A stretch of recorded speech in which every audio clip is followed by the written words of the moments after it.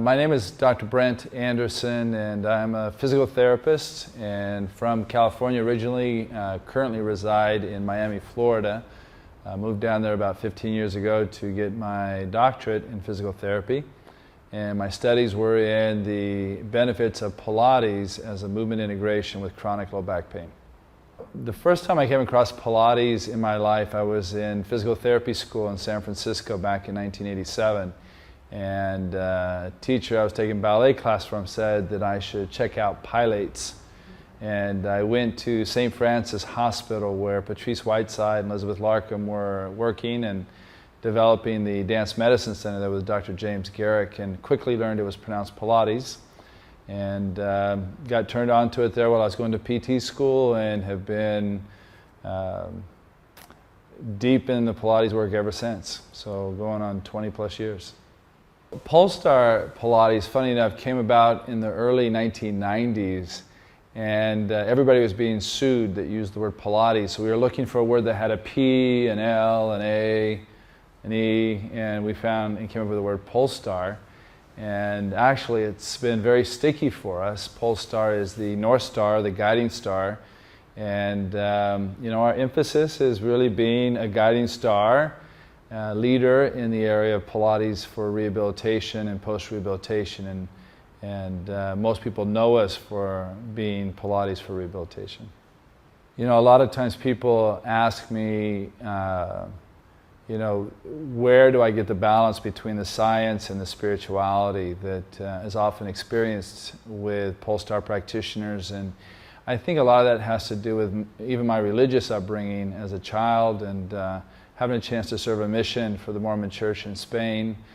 Always feeling like I was wearing two hats. I was in the scientific, everything was evidence-based, prove the science, and then I'd put on a different hat, and it was, go do a spiritual healing and be guided, revelation, spiritually fed, and those kind of things. And it was always switching these hats back and forth. And I remember about 10 years ago, I realized, Polestar is my company, and I could combine them and do what I really believed in, where I believe there's room for both the scientific and the spirituality, that they do blend. And I think it was Dr. Carol Davis said, in every great science, it's always witchcraft first, and then it becomes clinically tried, and then eventually we submit it to research and it becomes evidence-based.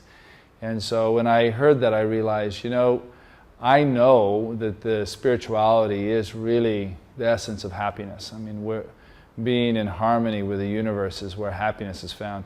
And the more I studied Pilates and sort of his philosophy and realized his guiding principles were talking about the balance of body, mind, and spirit, and that happiness, and the very first requisite of happiness was being physically fit, and that then that balance of executing our daily activities and those things with that perfect balance of mind and body were so important. I realized we're talking the same thing. Then studying with Deepak Chopra's group and realizing from Ayurvedic medicine how yoga is the physical meditation and manifestation of body, mind, and spirit. And then you have nutrition, and then you have meditation, and you combine those. And to me, I started realizing that the work that we do deeply integrates the physical and the spiritual and the mental for the whole person. And what I was interested in was touching the whole person and being the whole person. I get asked all the time, who is Pilates for? And especially in the rehabilitation world, are there people who cannot do Pilates? And there's a very few select cases that people actually, I would say, could not do Pilates at this time, in the sense of maybe getting on the machines or the exercises. But the philosophy of Pilates is for everybody. And the real question is who cannot benefit from Pilates? And the answer that I give to that is somebody who doesn't want to try it.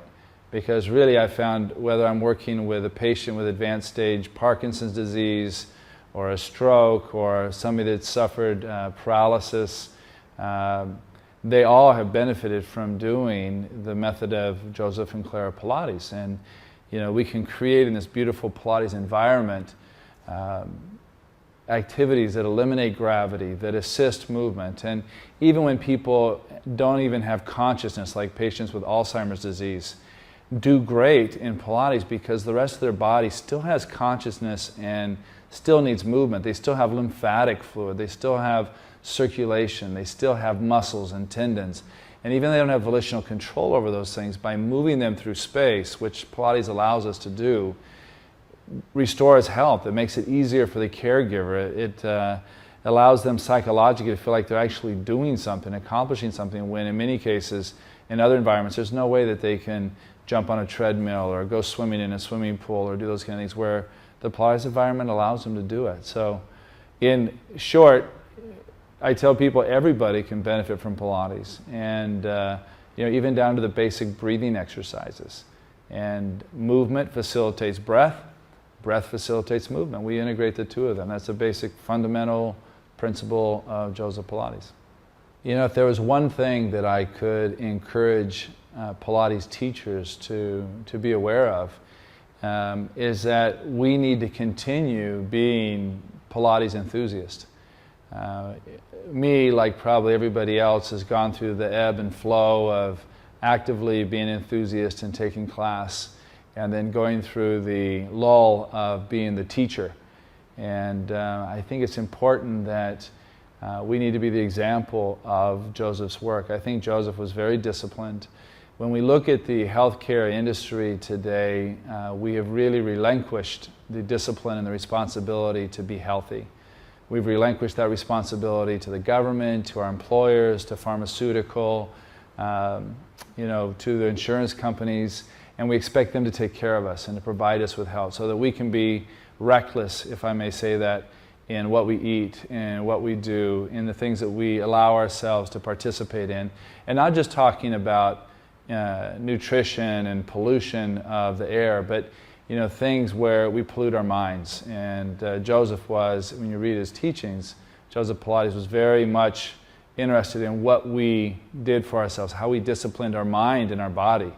And when we allow ourselves to listen to horrible news and to accept things that really shouldn't be accepted in our culture and our lives, that also is pollution to our spirit and to our soul. And to me, probably one of the most important things that comes from Pilates is that concept of whole body commitment that Joseph talked about. And it's our ability to commit to be the best that we can be. It doesn't matter what life has dealt you. It doesn't matter where you are today. It's what you do with what you have. And it's not comparing yourself to other people. It's comparing yourself, am I a better person today than I was yesterday? And what do I have to do tomorrow to be a better person than I am today? And it's that type of responsibility and discipline that really brings happiness to people. All of the research that we've done to date, we've incorporated measures of quality of life. How do you perceive the quality of your life? Are you able to do the things that you believe in your heart you should be able to do right now at your age in your state? And if you're not, then you're missing something. And what we're probably missing, and I know in my case sometimes, is the discipline to do what we can do to maximize our potential. And that potential could be an 80-year-old woman being able to bend her knees to get a grandchild out of a bathtub, or it could be an elite athlete that wants to come back and make one more try at being a pro ball player. That is irrelevant. The level of performance that we believe that we should be able to do is what's important. And to be victims of the healthcare system telling us what we can't do, and that we feel and believe that we're helpless and that we're reliant on pharmaceuticals and those kind of things, is giving up. And what we want to teach you is, take charge of your life. Joseph talked about whole body health being the balance between your exercise, your nutrition, good hygiene, plenty of sleep, a balance between work, play, and rest. And that's the formula. It's simple. It's something that is attainable. You don't need to be wealthy to be able to do those things. And we need to disseminate that information to the world at large. We need our children to do that. We need our prisoners in prison to do that. We need our military people doing it so that we have this heightened consciousness socially. Deepak Chopra said that the conversion into a peaceful state is going to be one person at a time, that individual transformation of peace. And that's my wish, is that as we discipline ourselves, we heighten our consciousness, that transformation takes place. And when we get to that critical mass, we will have peace. We will have a peaceful world to live in for our kids.